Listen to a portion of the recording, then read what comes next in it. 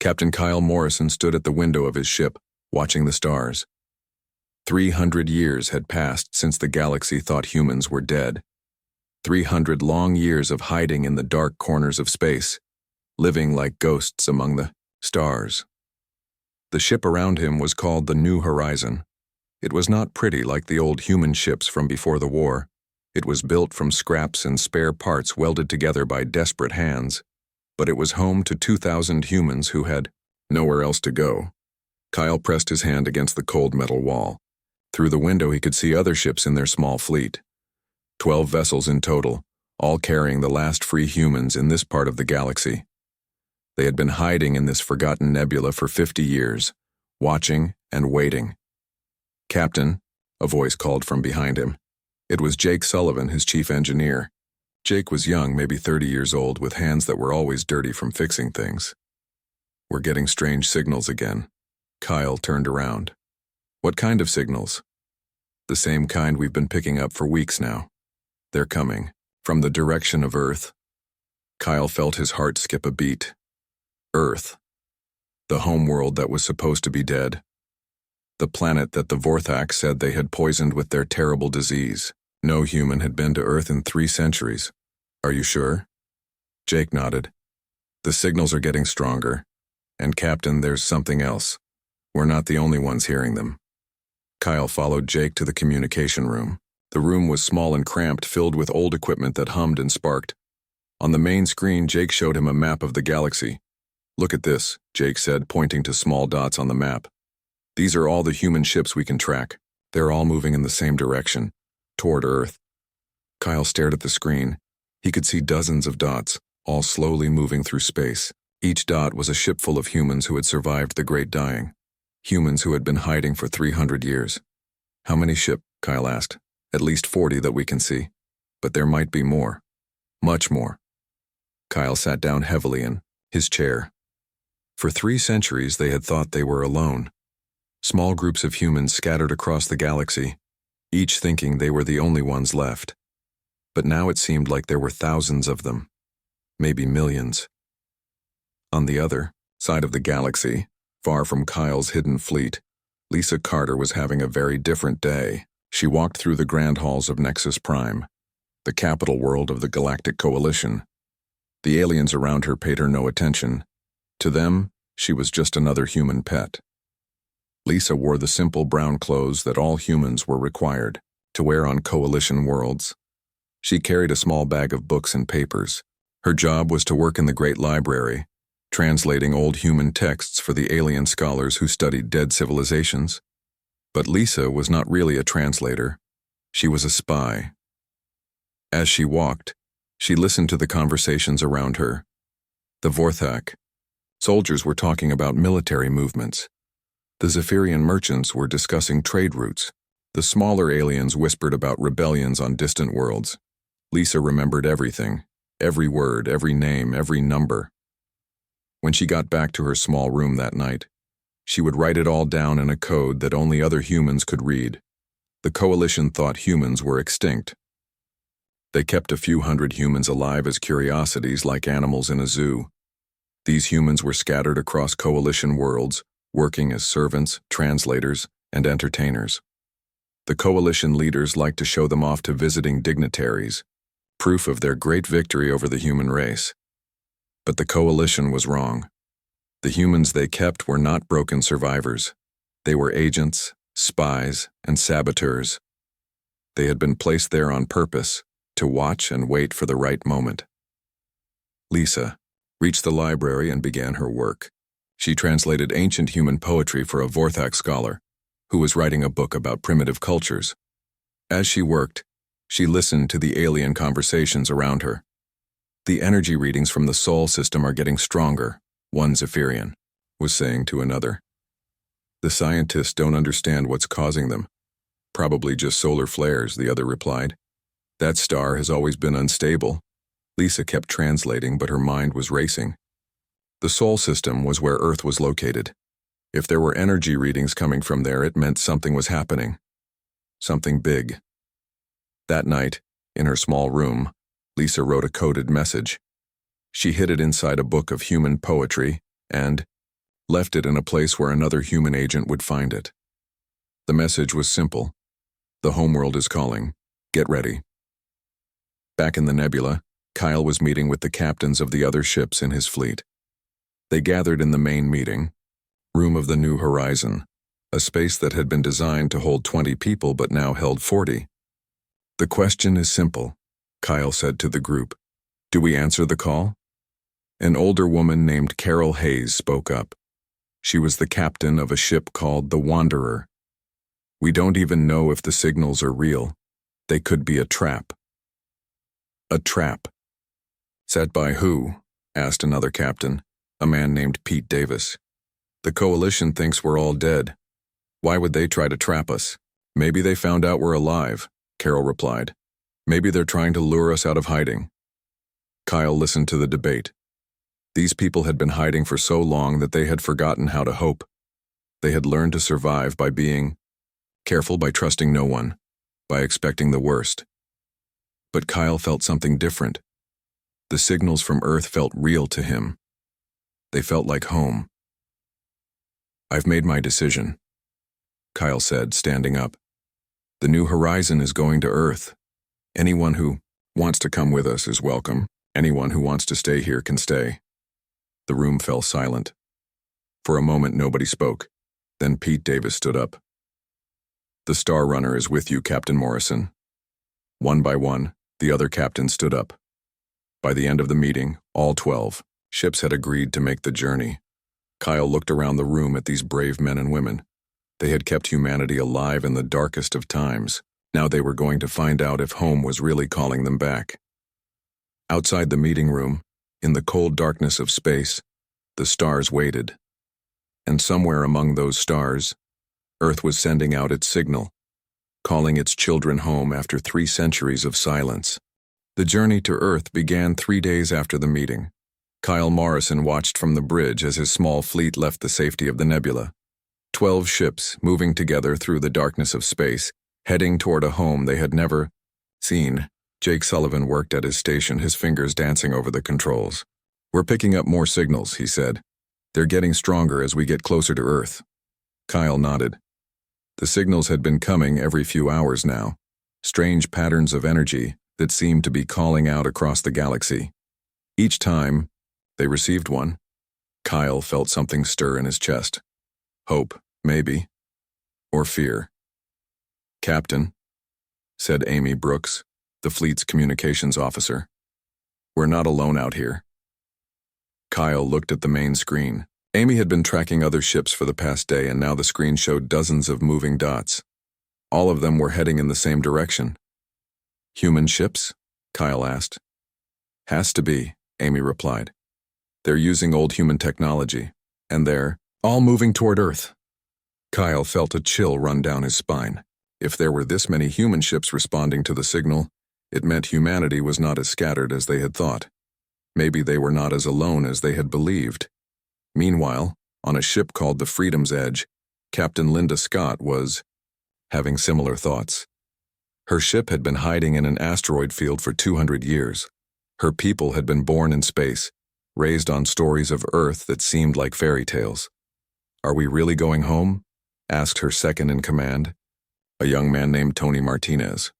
He had never seen a planet before, let alone Earth. Linda looked at the signal readings on her screen.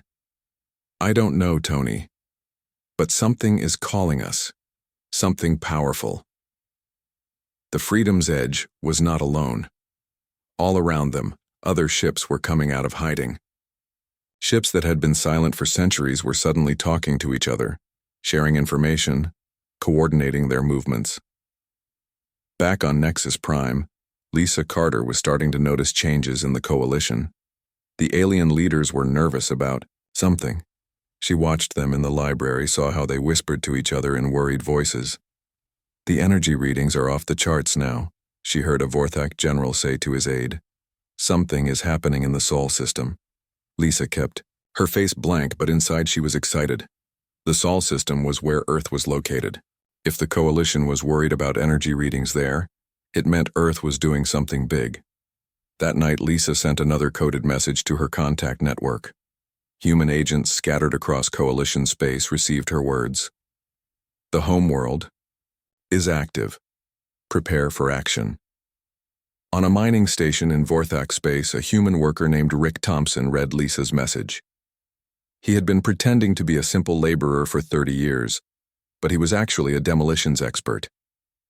He began to prepare charges that would disable the station's communications when the time came. On a trading ship near the Zephyrian homeworld, a human merchant named Kate Williams received the same message. She started to gather information about Zephyrian fleet movements, preparing to relay it to the approaching human ships. Across the galaxy, hundreds of human agents began to move. The coalition had no idea that their pet humans were actually a vast spy network that had been watching them for centuries. Kyle's fleet had been traveling for 2 weeks when they encountered their first test. A coalition patrol ship appeared, on their sensors moving to intercept them. 3 Vorthak destroyers, reported Amy Brooks. They're demanding that we identify ourselves. Kyle felt his heart race. For 300 years, humans had survived by hiding. Now, they were about to be discovered. What do we do, Captain? Asked Jake Sullivan. Kyle looked around the bridge at his crew. These people had followed him this far. They trusted him to make the right choice. Send them our identification, Kyle said. Tell them we're human refugees returning to our homeworld, the OR. Bridge fell silent. Everyone stared at Kyle in shock. Captain, Amy said carefully, they think we're extinct. If we tell them we're human, they'll attack us. Maybe, Kyle said. Or maybe it's time to stop hiding. Amy sent the message. For several minutes, there was no response from the Vorthak ships. Kyle could imagine the confusion on their bridge. Humans were supposed to be dead. How could human ships be flying through space? Finally, a response came back. The Vorthak commander's voice was full of anger and fear. Impossible, the alien said. Humans are extinct. You are lying. We are not lying, Kyle replied. We are the children of Earth, and we are going home. The Vorthak ships began to power up their weapons. Kyle could see the energy readings on his screen climbing higher. All ships, Kyle announced on the fleet communication channel. Prepare for battle. But before the Vorthak could fire, something amazing happened. More ships appeared on the sensors, dozens of them, coming from all directions. Human ships that had been traveling toward Earth just like Kyle's fleet. The Vorthak commander found himself facing not 12 human ships, but over 100. Ships of all sizes and designs, all bearing the markings of humanity. This is Captain Elena Rodriguez, of the Starlight, came a voice over the communication channel. Human fleet form up for battle. This is Captain Mike Chen of the New Dawn, came another voice. We stand with you, Morrison. Kyle felt tears in his eyes as he listened to the voices. Humans from across the galaxy, coming together for the first time in 3 centuries. The Vorthak commander made a quick decision. His 3 ships were no match for over 100 human vessels. Retreat, he ordered his fleet. Report to command immediately. As the Vorthak ships fled, Kyle opened a channel to all the human vessels. This is Captain Kyle Morrison of the New Horizon, he said. Welcome to the fleet. We're going home. The response came from 100 different ships, 100 different voices all saying the same thing. Welcome home. For the first time in 300 years, humanity was united, and they were all heading toward Earth, toward whatever was calling them home. The signal from Earth grew stronger with each passing day, and with each day, more human ships joined the growing fleet. The galaxy was about to learn that humanity was not extinct. They were coming home. The human fleet had grown to over 300 ships by the time they reached the edge of the Sol system. Kyle Morrison stood on the bridge of the New Horizon, staring at the star that had given birth to humanity. The sun looked the same as it had in the old pictures, but something felt different. Captain, Jake Sullivan called out from his station. We're being scanned. Someone is watching us. Kyle felt his muscles tense. Coalition ships? No, sir, Jake replied, checking his readings again. The scans are coming from inside the system. From Earth. Amy Brooks looked up from her communication station. "Captain, we're getting a signal. It's coming from Earth itself." Kyle's heart began to race. Earth was supposed to be a dead world. The Vorthak had poisoned it with their terrible disease 300 years ago. No one was supposed to be alive there. "Put it through," Kyle ordered. The main screen flickered, and suddenly Kyle was looking at a face he had never seen before. It was a human face, but not like any human Kyle knew. This man looked strong and confident, with gray hair and sharp eyes. He wore a uniform that Kyle did not recognize. "Welcome home," the man said, his voice clear and strong. "This is Admiral Ben Foster of Earth Defense Command. We've been waiting for you." Kyle stared at the screen in shock. Earth Defense Command? But Earth is supposed to be dead. Admiral Foster smiled. "That's what we wanted everyone to think. Captain Morrison, you and your fleet are cleared to approach Earth. But prepare yourselves. What you're about to see will change everything you believe about our home." The human fleet moved deeper into the Sol system, following the coordinates that Admiral Foster had given them. As they got closer to Earth, Kyle began to see things that made no sense. There were structures in space around Earth, massive metal platforms that looked like weapons, space stations that were bigger than entire cities, and ships, hundreds of ships, all with Earth markings, all clearly human-built. "My God," whispered Amy Brooks. "Look at Earth itself." Kyle looked at the main screen and gasped. Earth was not the blue and green planet from the old pictures. It was covered in lights, artificial lights that formed patterns across the continents. The planet looked like a giant fortress. "All fleet captains, this is Admiral Foster," came the voice over the communication system. "Please dock your ships at the orbital stations. We have a lot to explain." 2 hours later, Kyle found himself in a meeting room on one of the space stations. Around him sat the captains of the other human ships. They all looked as confused and amazed as Kyle felt. Admiral Foster entered the room, followed by a woman in a white coat. "Captains," he said, "I want you to meet Dr. Amy Brooks, our chief scientist. She's going to explain what you've seen." Dr. Brooks stepped forward. She was a small woman with kind eyes, but Kyle could see the intelligence behind them. 300 years ago," she began, "when the Vorthak attacked our colonies with their biological weapon, Earth's leaders made a difficult choice. We could fight and lose, or we could disappear and prepare." Kyle leaned forward. "Disappear? We made the galaxy think we were extinct," Dr. Brooks continued. "We evacuated most of Earth's population to hidden colonies in deep space. But we left behind a core group of scientists, engineers, and military personnel. Our job was to turn Earth into something the galaxy had never seen before." She activated a display screen that showed Earth from space. "For 300 years we've been building. We've turned our planet into the most advanced fortress in the galaxy. Our oceans hide submarine fleets. Our mountains contain weapon systems that can destroy entire fleets. Our atmosphere is filled with defensive platforms that are invisible to enemy sensors." Captain Elena Rodriguez, who had joined Kyle's fleet during the journey, raised her hand. "But why? Why spend 300 years building a fortress?" Admiral Foster answered. "Because we knew this day would come. We knew that eventually the galaxy would need us again. The Coalition is planning to attack the Kepler Federation next month. Millions of innocent people will die unless someone stops them." Kyle felt a chill run through him. The Kepler Federation had been humanity's allies before the war. They were peaceful people who had never hurt anyone. "We can't let that happen," Kyle said. "No, we can't," Admiral Foster agreed. "That's why we sent out the signal. We're calling all humans home because it's time to return to the galaxy, but not as refugees or survivors, as protectors." Dr. Brooks activated another display. This one showed ships. Thousands of them, all built on Earth during the 300 years of hiding. "This is the Earth Defense Fleet," she said. "Every ship is more advanced than anything the Coalition has. We've had 3 centuries to study their technology and improve on it. We've also had 3 centuries to prepare for this moment." Kyle looked around the room at the other captains. They were all staring at the display in amazement. "How many ships?" asked Captain Mike Chen. 5,000 combat vessels," Admiral Foster replied. "Plus support ships, medical ships, and transport ships. We're ready for war, but we're hoping we won't need to fight." "What do you mean?" Kyle asked.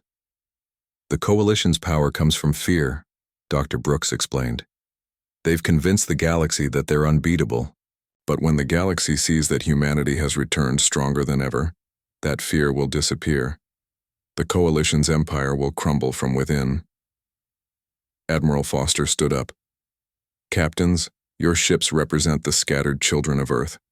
You've kept humanity alive in the dark corners of the galaxy. Now we're asking you to help us bring our people home and show the galaxy what we've become. Kyle felt something he hadn't felt in decades. Pride. For 300 years, humans had been hiding, running, surviving. Now they were being asked to stand up and fight for what was right. What do you need us to do? Kyle asked. Help us coordinate with the human agents throughout Coalition space, Admiral Foster replied. When we reveal ourselves to the galaxy, we want to make sure every human is ready. We want to make sure the Coalition understands that this is not a war of revenge. This is a war of justice. Kyle looked around the room one more time. Every captain was nodding their agreement. Then let's bring our people home, Kyle said. Outside the meeting room, Earth continued its slow rotation, its surface covered with the lights of a civilization that had spent 3 centuries preparing for this moment. The galaxy thought humanity was dead, but they were about to learn the truth. Humanity had never been stronger. The news spread across the galaxy like wildfire. Humanity was alive. Not just alive, but strong. Stronger than anyone had imagined. On Nexus Prime, the Coalition capital, panic filled the government buildings. Supreme Commander Thakmor, the leader of the Vorthak Empire, stood in his war room staring at reports that made no sense. Impossible, he hissed, his reptilian tongue flicking out in anger. Humans are extinct. We killed them all. His aide, a nervous Vorthak named Sektar, showed him the latest intelligence reports. Sir, we have confirmed sightings of human fleets in 12 different star systems. They're using technology we've never seen before. Thakmor slammed his clawed fist on the table. How many ships? At least 6,000, sir, maybe more. The Supreme Commander felt something he had not felt in centuries. Fear. The Vorthak had built their empire on being the strongest, the most feared race in the galaxy. Now humans, who were supposed to be dead, had returned with a fleet larger than the entire Coalition Navy. Meanwhile, Lisa Carter was having the best day of her life. She walked through the corridors of Nexus Prime, no longer pretending to be a harmless translator. The brown clothes were gone, replaced by the black uniform of Earth Intelligence. Attention Coalition personnel, she announced over the station's communication system. This is Agent Lisa Carter of Earth Intelligence. Your government has been lying to you for 300 years. Humanity never died. We were preparing. Behind her walked Lieutenant Colonel Ryan Hayes and his team of human special forces. They had been hiding on Coalition worlds for decades, waiting for this moment. Now they moved through Nexus Prime like ghosts, capturing key facilities and freeing political prisoners. The Vorthak guards tried to stop them, but it was hopeless. The humans had studied Coalition military tactics for 3 centuries. They knew every weakness, every blind spot. Secure the communication center, Ryan ordered his team. We need to make sure the smaller species get our message. Within hours, human agents across the galaxy were taking action. Rick Thompson, the demolitions expert, destroyed the communication arrays on his mining station, cutting off Vorthak reinforcements. Kate Williams used her trading ship to begin evacuating political prisoners from Zephyrian prisons. But the most important work was happening in the minds of the oppressed species throughout Coalition space. On the Hivari homeworld, Queen Zixara received a message from Earth. The insectoid leader had been planning a rebellion for years but had never dared to act. Now, with humanity returned, she saw her chance. Send word to all Hivari colonies, she commanded her generals. We are free. The Coalition is finished. The Hivari uprising began within hours. Across 50 worlds, the insectoid warriors threw off Vorthak rule. They had been slaves for 2 centuries, but no more. On the gas giant Nebulos, the Nebulite Collective made a similar decision. These cloud-like beings had been forced to provide fuel for Coalition ships. Now they stopped all deliveries and declared their independence. The humans have returned, their spokesperson announced. The age of Vorthak tyranny is over. Supreme Commander Thakmor watched his empire crumble in real time. Species after species declared independence. His military commanders reported mutinies and desertions. The coalition that had ruled the galaxy for 3 centuries was falling apart in a matter of days. "We must attack Earth now," he declared to his war council, "before more species rebel." General Vexmore, his military commander, looked uncertain. "Sir, intelligence reports suggest Earth has powerful defenses, and we don't know the full size of their fleet." "I don't care," Thakmor snarled. "Gather every ship we have. We will destroy Earth and show the galaxy that the Vorthak still rule." But even as Thakmor gave his orders, his own plans were being sabotaged. In the Coalition's main computer center, a young human woman named Chloe Davis was working her magic. Chloe had been pretending to be a computer technician for 15 years. In reality, she was one of Earth's best cyber warfare specialists. Her fingers flew over the keyboard as she accessed the Coalition's most secret systems. "Let's see how you like fighting with broken computers," she whispered as she planted virus after virus in the Coalition's military networks. Within hours, Vorthak ships across the galaxy began experiencing technical difficulties. Navigation. Systems failed. Weapon systems shut down. Communication arrays went silent.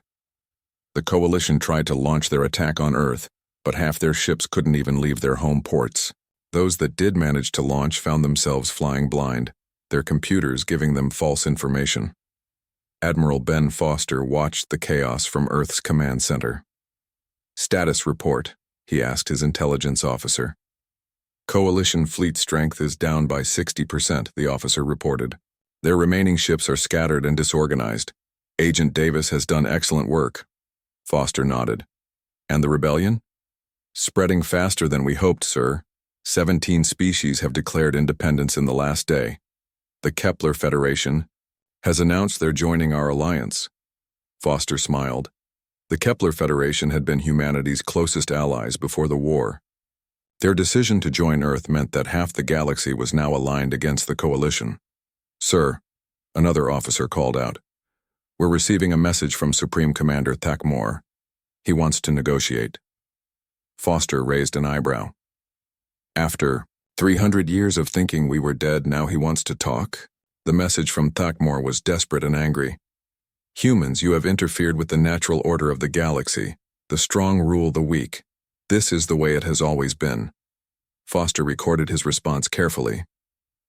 "Supreme Commander, the natural order you speak of is tyranny.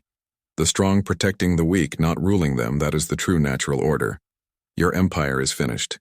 The only question now is whether it ends with negotiation or with war." Thakmor's reply came quickly. "We will never surrender to inferior species. The Vorthak will fight to the last ship." Foster sighed. He had hoped it wouldn't come to war, but some beings only understood force. "All Earth Defense Fleet commanders," he announced over the military communication channel, "prepare for battle. It looks like we're going to have to do this the hard way." Across the Sol system, 5,000 human warships began powering up their weapons. They had spent 3 centuries preparing for this moment. Earth's children were coming home, and nothing would stop them. The Coalition had awakened a sleeping giant, and now they would face the consequences. On distant worlds, the oppressed species looked up at the stars and felt hope for the first time in centuries. The humans were back, and the galaxy would never be the same. The final battle never came. Supreme Commander Thakmor stood in his command center, watching his empire die around him. Reports flooded in from across the galaxy. Rebellions on every world. His fleet scattered and broken. His allies deserting, him one by one. "Sir," his aide Sektar said quietly, "the Zephyrians have just announced they're withdrawing from the Coalition. They're asking Earth for peace talks." Thakmor closed his eyes. The Zephyrians had been his strongest allies. Without them, the Vorthak Empire was finished. On Earth, President Maria Santos stood at the podium in the rebuilt United Nations building in New York. She looked out at the gathered representatives from across the galaxy. Humans, Hivari, Nebulites, Zephyrians, and dozens of other species filled the Great Hall. 300 years ago, she began, her voice carrying to every corner of the room, my people faced extinction. We were attacked by those who believed that might makes right. Today we stand here not as conquerors, but as protectors.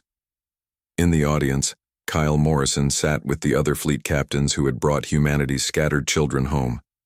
He still couldn't believe how much had changed in just a few weeks. The old coalition is dead, President Santos continued. But we are not here to replace one empire with another. We are here to build something new, a true federation where all species are equal.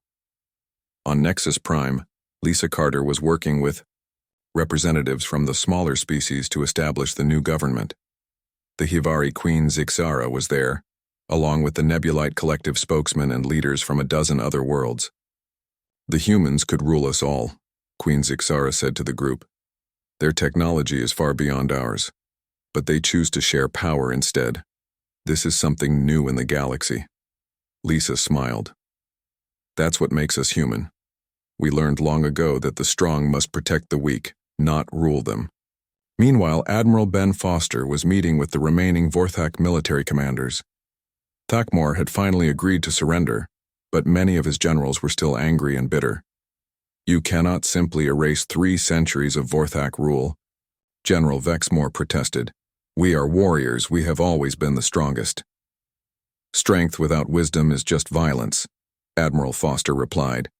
Your people can be part of the new federation, but as equals, not rulers. Back on Earth, the work of building the new galaxy continued. Kyle Morrison found himself appointed as the first director of galactic security. His job was to make sure that no species ever again faced extinction. It's strange, he said to Jake Sullivan as they walked through the corridors of the new Galactic Command Center. A few months ago we were hiding in a nebula, thinking we were the last free humans. Now we're helping to run the galaxy. Jake grinned. Just goes to show you never know what tomorrow will bring. Lisa Carter had been named Earth's chief ambassador. She spent her days working with representatives from hundreds of worlds, building the treaties and agreements that would hold the new federation together. The key, she explained to a group of new ambassadors, is trust. For 3 centuries, the coalition ruled through fear. We will govern through cooperation. The Vorthak were the hardest to convince. Generations of believing they were superior made it difficult for them to accept equality. But slowly, with patience and understanding, even they began to see the benefits of the new system. Dr. Amy Brooks established the Galactic Academy in Earth's orbit. For the first time in centuries, young beings from different species learned together. Human children studied alongside Hivari larvae, nebulite clouds, and even young Vorthak. This is the future, she told President Santos as they watched a class where human teenagers were teaching alien children about Earth's history. Not conquest, but cooperation. The new Terra Accords were signed 6 months after humanity's return. Representatives from over 200 species put their names to the document that established the new Galactic Federation. Kyle Morrison stood guard as the ceremony took place. Around him, security officers from dozens of species worked together to protect the gathering. Humans, Hivari, reformed Vorthak, and many others, all wearing the same uniform, all serving the same cause. Director Morrison, came a voice behind him. It was Rick Thompson, the former demolitions expert who now ran security for the mining worlds. Hard to believe we made it this far. Kyle nodded. Our grandparents would be proud. President Santos gave the closing speech of the ceremony. Today we begin a new age, an age where the strong protect the weak, where knowledge is shared, not hoarded, where no species stands alone. As she spoke, Kyle thought about all the humans who had died during the dark years, the ones who had sacrificed everything to keep humanity alive in the cold corners of space. They would never see this day, but their sacrifice had made it possible. After the ceremony, Kyle walked through the streets of New Geneva, the new capital, city that had been built to house the Galactic Federation government. Beings from across the galaxy walked together, work together, live together. A young Hivari child ran up to him, chattering excitedly in broken English. "You're Director Morrison. You brought the humans home." Kyle knelt down to the child's level. "We all brought each other home," he said gently. That night, Kyle stood on the observation deck of his apartment, looking up at the stars. Somewhere out there, human exploration ships were already heading to distant galaxies, carrying the message of the new Federation to species that had never heard of Earth. But they would always come home. Earth would always be waiting for them. Jake Sullivan joined him on the deck, carrying 2 cups of coffee. "So what's next, Director?" Kyle took the coffee and smiled. "Next, we make sure this lasts. We make sure that no child of any species ever has to grow up afraid." Above them, the stars shone down on a galaxy that was finally at peace. Humanity had returned not as conquerors, but as guardians. And the galaxy was better for it. In the distance, a ship launched from Earth's orbital docks, heading out to explore new worlds. On its hull were the words that had become the motto of the new Federation: "Together we rise." The age of fear was over. The age of hope had begun.